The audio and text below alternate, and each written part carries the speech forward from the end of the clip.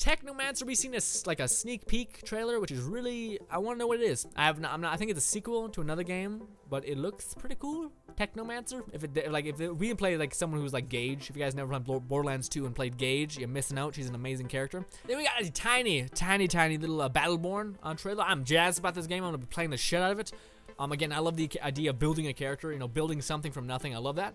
So Battleborn is that kind of game where it's made by the people who've made Borderlands, that's very much a system in that game, which is where you were born nothing, but then you ascend to great heights, which is awesome, especially in Battleborn where there's so many characters to choose from. The one I'm eyeing right now has got to be that one guy who can fly up in the air and can dive bomb and like do an aerial effect damage, but also can fire like a bazooka blast. It has like a little laser shooting pistol. I'm in that, like that character. We're the same person. Like it's gonna happen. We're gonna wreck face, and he's just really varied. I like that a lot. He can like go in close, beat shit up, and also stay back. Not really. He's not ranged at all. But yeah, fuck it. Okay, well, where the fuck? I thought, oh man, this makes me so. Okay, yeah, well, fucking Scalebound is not on here, which I mispronounced in like 1,000 videos. What? I gotta go find other people who upload trailers because I guess some of them weren't there. Shit. I don't want to miss anything. That ain't cool. Ooh, Quantum Break looked cool. That's also a game that exists. I'm not 100% on that though. It kind of falls in the same category as Tomb Raider. I like Tomb Raider. Great game. Not sure if I'm down to play the shit out of it. It looks fun. I played the first one, liked it. I probably will play it. I'm not sure about Quantum Break. Quantum Break kind of seems like it could be really awesome, but then it also kind of seems like it could be the Order 1990 so like, you know, it could be like they're putting so much time into like the faces that I'm like, is the gameplay good? Is it gonna be solid? I hope so. So yeah, I'm kind of mixed feelings about those. I want to see more. You know, I'm not sold on them yet. But what I am sold on is Battleborn. Fuck off, wrong name. Shit, I ruined that perfect intro. Scalebound.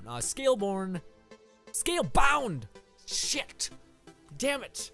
I messed up. I always see Scalebound, but it's Scalebound. So I'm sorry for every video that I mispronounced that in. I realized that I was reading the title. I was like, oh fuck.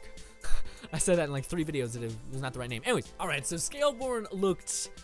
Okay, so one of my biggest things that I love about games, and I'm sure you guys do too, which you might not even notice, but it's the fact that one of the things I love about games is the fact that when we go into a game, it is a different world than our own. Games like GTA I like, but I don't love them because of that reason. You know, it's not too far off from what we have in our world. But a game like Skyrim, a game like Fallout, a game like Rage, a game like Destiny, a game like Borderlands, that's Saints Row. No, well, Saints Row is kind of like GTA, but not really because we can fly and become superheroes. It's a whole thing. Deus Ex, that's still similar. Infamous, good example. It's somewhat in our world, but it's so different that it's, you know, we have fucking superpowers, and it's like a post-apocalyptic-ish world. Yeah, Assassin's Creed, it takes us to a different part of our world, but still a different world. BioShock Infinite, also a great example. It takes us to different variations of what we kind of know as our world, or completely different ones. So Scalebound, what I'm absolutely jazzed for is that they have introduced a character that is from Earth, but he is going to other kind of planets, it seems. And he has a dragon, and he also, one of my favorite tropes in the video game, one of my favorite characters is Devil May Cry 4's Nero. I think his name is Nero, because he has well, shit. Just give me a minute. Oh god, man, this is gonna take I'm gonna be so tired by the time this comes around, because I gotta stop the video, because that, you gotta let them outside and stuff. Anyways, yeah, I gotta stop the video. It's recording in 1080p, but it's also 30 minutes long, and it has to export that, which takes a long time. So see you guys when I'm probably like, what was I talking about? Bye. And we're back. We're talking about Scalebound. Don't really remember what I was saying, but essentially, shit, I don't remember. I knew this was gonna happen. I called it. Alright, I'm loving game worlds. Okay, so one of the things you guys might not even notice about some games that you absolutely love is the world that surrounds them. So for Scalebound, our player is actually a human from Earth, but for some reason he has the ability to command dragons. And also another thing that I was saying, like right before it actually got interrupted, was one of my favorite characters in all of games is Devil May Cry 4's Nero, who has like a badass demon arm, which is also one of the reasons I'm probably really sold on this character, just because of the fact that he has a fucking demon thing arm. It's like a dragon arm. It's legit as shit. It's like scaled, and it like leaks into his chest, so he has like some of that in him, in his chest and his heart. So that's awesome, and he can actually like equip armor, like dragon armor. But some more information that was behind like interviews with game journalists, whatever. They talked about how there was an insane amount of customization, both in weapons and in general look. So one of the things I didn't really like about my character, or the character in the demo, was his hairstyle. It was kind of like a weird, spiky, hair down kind of way. Hopefully there's a faux hawk or just hair down. Not like long ass hair, but just like normal hair. That one looked like weird. It was white too, which is like a Devil May Cry thing. I don't want that. I want to have colored hair, and I want to design this motherfucker the way I want him to look. If I don't want him to wear beats, if I want him to wear these things, little whatever they're called, I will do that. If I don't want his color to be red, I want him to wear black headphones, then we can maybe do that too, which is amazing. They said that the customization in this world was insane. So, let's just chalk up this game really quick just to sell people on it. You can ride dragons, and you have a dragon pet that can come in many forms, and you can also upgrade this thing. And oh my god, it also, another just gameplay factor, the dragon, how it works is it's basically like a kill switch. Whatever you want, you can point at it, and the dragon will most likely kill it. But when the dragon kills the thing, it does not give you any experience really for that kill, because it's just a quick kill. Like say if you're getting bombarded by by whatever types of like missile, I guess, missile bombs with a watchtower, you can tell them to kill that because you're almost dead. It's not really worth fucking dying over, you know, you probably lose some experience or whatever just by doing that, or lose your progression. So it'd be like, oh shit dude, I need your help, kill it really quick. I'm gonna be one of those characters that does that as a last resort just because I know that. I'm gonna make sure I kill everything just so I can level my character the fuck up. But that's just me being a real weirdo, like gonna grind out the game. But anyways, to chalk it up again, you can command a dragon and fly the dragon, and the dragon is your friend, and the dragon, I would imagine, comes in 3 forms: heavy, light, and medium. I'm gonna imagine those are the forms he comes in, because you can, in the trailer, we also seen him like a dragon with fucking horns and shit. It looked like a fucking ram, like just a heavy, thick dragon. Anyways, you can ride dragons. The second thing is you can massively customize your world or your character. Thirdly, the gameplay itself and the combat style is amazing. The way he throws his sword around to where it's fun. Like, it's not impact variation. It's like you leave a sword tether to where you can actually cut shit down. You have to go outside? I will let you outside. My dog has to go outside. This is great. Interrupting. Woohoo! And we're back. All right, kind of. I gotta get it later in. But anyways, the dog. And you can also level up your character. So these are all things that are just like, if you're not hyped about the game, you should be hyped. Also, this cooperative mode. And also, you get to take down these massive creatures for experience, which is just awesome to think, oh my god, that's like a mini-boss. Let's go fight a dragon, and your dragon and you rip it apart. Amazing. Now, the only thing I'm really worried about is the designer for this game in an interview said that it wasn't quite an open world game, or that he reworded it saying that what is an open world game to me cannot be the same for you. Like, you know, for me, open world game could be so-and-so, but for you, an open world game could be this. Which makes me a bit worried, because I really hope it is just a massively open world game. How I think he might have, you know, how it might actually work is that there's going to be zones. So like Act 1 is going to be in this area, and you do that act, and then you move on to the next area, which is a kind of like a slightly bigger area or a different amount of terrain, and then you do that. But we really don't know anything about the game, like what its story is, how the fuck you even are, how you have a demon arm, or a dragon arm, sorry, and how your dragon became to be, or what happened. But it sounds amazing, and again, I love the concept. That's what sells me on this game, is that you are a human person with our knowledge of, you know, media, whatever, you know, music, all that kind of stuff, but you're thrown into a fantasy world. That's the thing that sells me. You're thrown into a fantasy-esque world where there's dragons, where there are swords, where there is bows, where there is katanas, I would imagine. Like, there's all these different weapons that they haven't shown. They've shown like a brief period where there's this guy with like this staff weapon, which is like a staff spear, which again, that's another weapon type, so I imagine there's tons of different weapons that you can actually use. And that to me just hits me really home. Like, that right there is amazing. Just the fact that this world is that we are a person that is in our world put into another world with fantasy-esque themes to it sells me on it, just because he's able to poke humor at our I don't know, society, I guess, while experiencing this new world that is insane. Sold for it. Cannot wait to play it. Would like to see more on it though before I'm like, oh my god, guys, get it, because we haven't seen a lot of it. It's coming out next year, so yeah. Halo Guardians. Halo, I love Halo a lot. But it's not really the game I get hyped for. It's a game that I'm like, oh, it's gonna come out in a week. Yay. It's not like, oh my god, I need to play it now. It's like, okay, cool. Crackdown 3, we never talked about Crackdown. Crackdown looked really cool, especially with the DLC. They're really pushing this concept for Crackdown 3, which is where you can destroy everything. Like, it shows on a full-on destruction, how it, like, you can take down a building, and then that building can literally fall over and crush multiple other buildings. You can shoot through a wall, all those kinds of things. You can still move traditional Crackdown style, but that's amazing. But also, what I'm really interested in, what I'm really intrigued about, and what I'm sure a lot of the other gaming, I don't know what to call them, gaming people out there are also probably really jazzed about, is what they're talking about. How they're talking about, one, they have fully destructible environments, which is, if you guys do not know, that's a lot of memory power from your console. Basically, just it's too much for what your console has, and this is a console game, so it's like, how does that work? So they talk about how servers can basically act as memory, which is memory when you talk about games, and basically it's just whenever something says that has a lot of memory, it means that it's gonna be hefty. You know, it's gonna take a lot to back up that memory. I'm doing a really shit job of explaining, but anyways, long story short, whenever someone mentions that, it means it's gonna take a lot of processing power out of your PC or your console, whatever. The fact that they're letting other servers like hit major points of that memory and that processing power, so that these things can be realized, is amazing. Like, that to me is crazy. Like, again, they showed that they were like using 7 servers in one game because it was the destructive environment just took that much assets.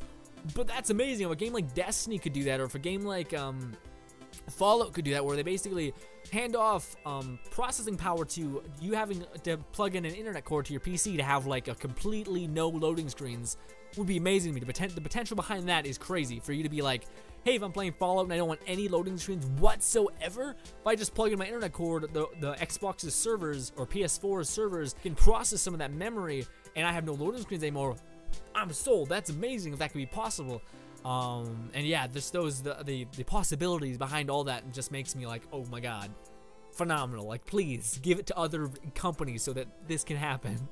Sadly enough, it is only Xbox that I think they're talking about that for. I'm not sure. A Crackdown thing is an Xbox exclusive, so PS4 is not gonna have anything to do with that. Oh, my dog's still attacked. Dogs are great. They're so amazing. Oh, there's a cobweb. Oh no.